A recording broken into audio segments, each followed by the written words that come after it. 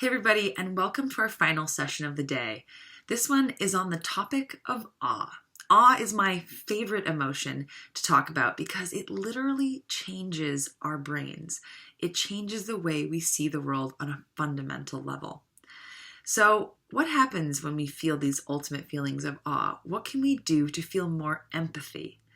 The people that may have experienced one of the strongest emotions of awe out there are those that have ventured off of our planet and seen it from above, our astronauts.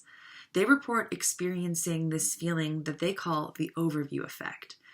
It causes them to see the world with an entirely new lens and feel the sense that everyone is together. Now, we don't have to leave the planet to feel this, and our next speaker, MaryLiz Bender, has dedicated her life to helping us all down here on Earth feel that feeling.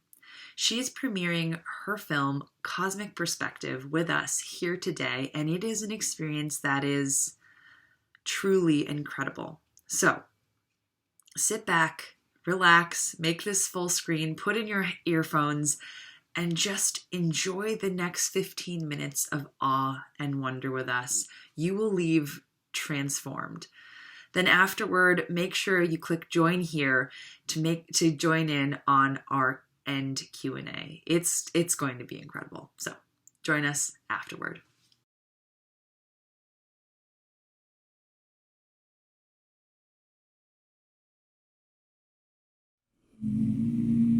Every point of light you see here is a galaxy. Each galaxy contains billions of stars. Almost every star has planets orbiting it. And there are more stars in our universe than grains of sand on our planet.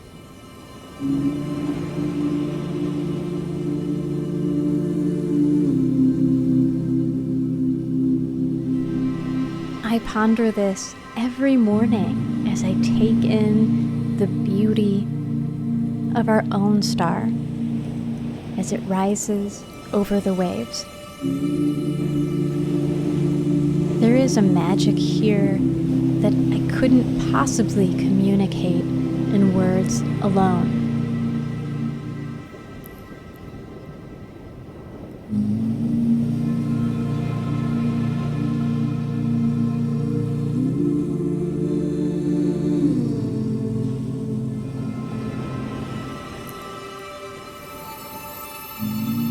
This is Cape Canaveral, Florida, the Space Coast, or I call it the portal to the universe.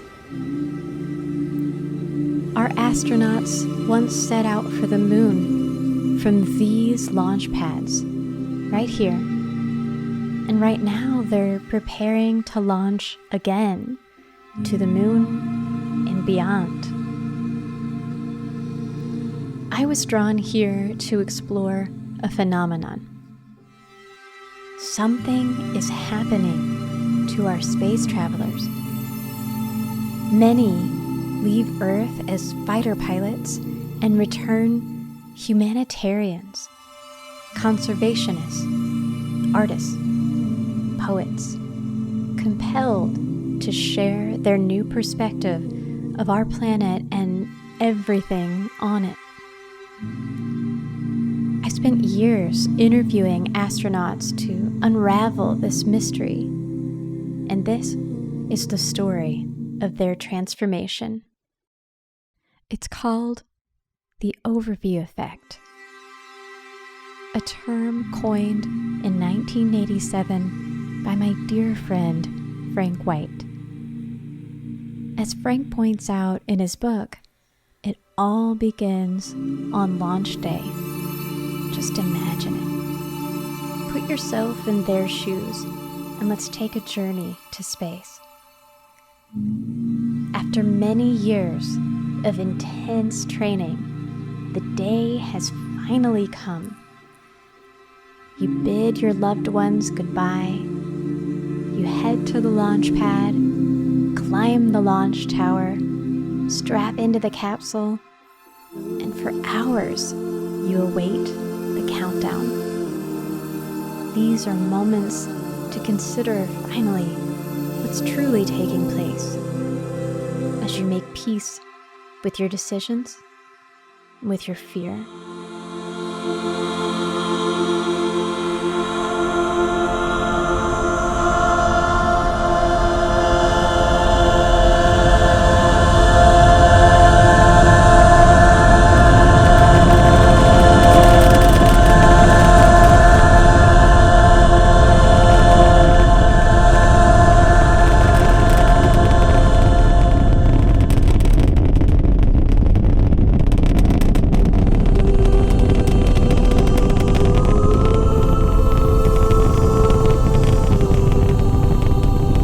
Your body catapults through the sky as the rocket rips you from Earth's gravitational grip. And then, as if someone hit the brakes, you're instantly suspended, weightless, a feeling of total liberation. After coasting in Earth orbit for many hours, you approach the space station and ponder the beauty of its existence. Astronaut Nicole Stott loves to praise this marvel of humanity. For the last 20 years, peacefully, successfully, we have had people from 15 different countries come together, work as one crew on the station, and the tens of thousands representing us down here on Earth doing the same. And that somehow we were able to decide that creating this masterpiece in space, this life support, this mechanical life support system in space that mimics as best as possible what Earth does for us naturally, is this wonderful example for us. Every single day for the last 20 years, humans have been continuously living on this space station, and now you join them. You dock to the station, open the hatch, and float to the cupola to peer out the windows. It's stunning. While talking to astronauts about this experience, I've noticed some themes that I'm going to share with you, but I'll let each of them tell you directly in their own words. Astronaut and former NASA administrator Charlie Bolden explains how overwhelming the experience truly is. When you go to space, you've trained so hard and so long for this. Technically, you are incredibly well prepared and ready. But it all happens so quickly. You've done all these years of training, and in 8.5 minutes, it's over. The part that you spend the most training time on. And you're going 17,500 miles an hour, and you're in space. 15 minutes into the flight, I raised my seat and kind of unstrapped, and I looked out the front window. I found that I was totally unprepared for this part of the flight. This was emotional. Now, when that overwhelm begins to settle, you start to logically process what you see, and you look for things to identify with. But as every astronaut says, that's very hard to do. And I looked down on the continent, and I couldn't tell one country from the other because there were no borders, there were no boundaries. All that geography that I had studied, there was nothing down there to tell me anything at all about the divisions. It was just one big continent. And I wept. I mean, I literally cried because I was just overwhelmed, that I thought I was all prepared. And I looked down there, and here it was. I wasn't prepared at all for that overwhelming emotional experience of seeing our planet from that perspective. Astronaut Doug Hurley expands on this.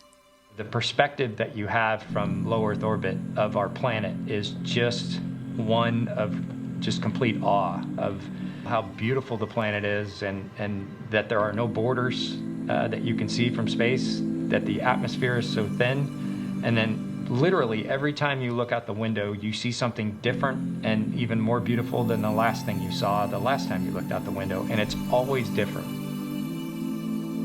Every single time I flew, you always had this overwhelming realization that where I come from that planet, from that place, and we've got to do something to make it the way it ought to be. And every single day, it just became more and more obvious, as other people have said, that we're all on this spaceship together. It knocks the wind out of you to realize that, man, we're down here fighting about nothing, instead of working together to preserve this incredible planet on which we live.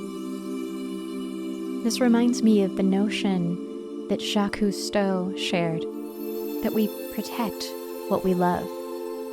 They truly fall in love through awe and beauty, and they come back with this intense desire to protect the planet and every single thing on it. Another theme is a deep responsibility to share this information with all Earthlings. I personally feel it's our obligation to share what we see, because not everybody is going to get to go to space, and to just bring as much of the experience to everybody back on Earth is something I thought was very, very important. I love the way astronaut Ron Guerin puts it. Right? Imagine if, 555 people in the world were the only ones who ever saw a flower or the Grand Canyon or a sunset over the water, right? Wouldn't you feel an obligation and really a call to action to share that? And not only share the beauty of it, but the profound meaning and the profound inspiration that you can get to basically make the world a better place for all of us. The next thing Ron shared with me made a profound impact on my life, completely reshaping the way I approach complex conversations and situations. What we've learned was when you approach things from a foundation of awe and wonder, it changes everything, right? And when you approach things from a foundation of fear, it closes the mind, it erects barriers, it separates us from the very people that not only do we share the challenges with, but probably have missing pieces of the puzzle, missing solutions to those problems. When we cast off the fear, and we embrace awe and wonder, which is exactly what we did with the space station, which enabled 15 nations to work together, 15 nations that weren't always the best of friends. When we cast off the fear because of awe and wonder, it really, really changes everything. It basically opens up the mind to accept that another perspective, another point of view might actually have some value. Ron Guerin often talks about a sense of elevated empathy that astronauts experience and carry with them throughout their lives. Astronaut Story Musgrave and I talked a lot about empathy, and he points out that you don't have to go to space to achieve this perspective. One of the most powerful sense of empathy is to look at the Cassini picture of Earth or the Voyager pictures of Earth from billions of miles.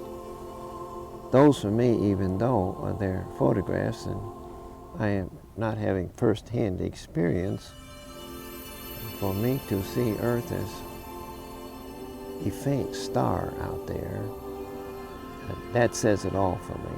That's who we are. We're all on a little spaceship on a cosmic journey.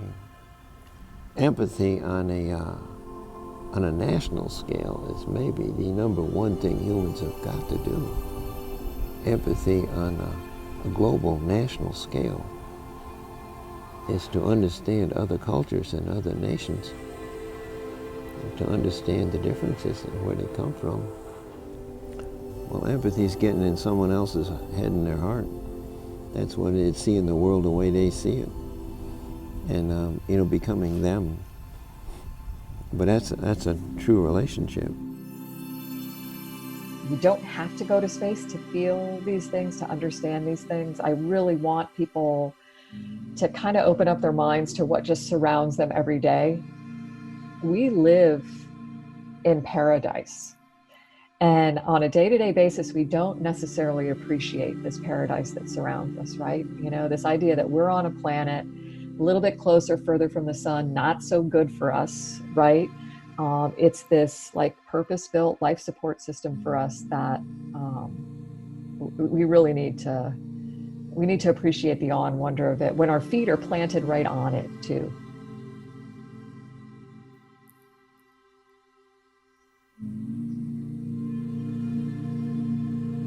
The fact that consciousness arose on this planet in some faraway corner of a vast universe is an absolute magical miracle.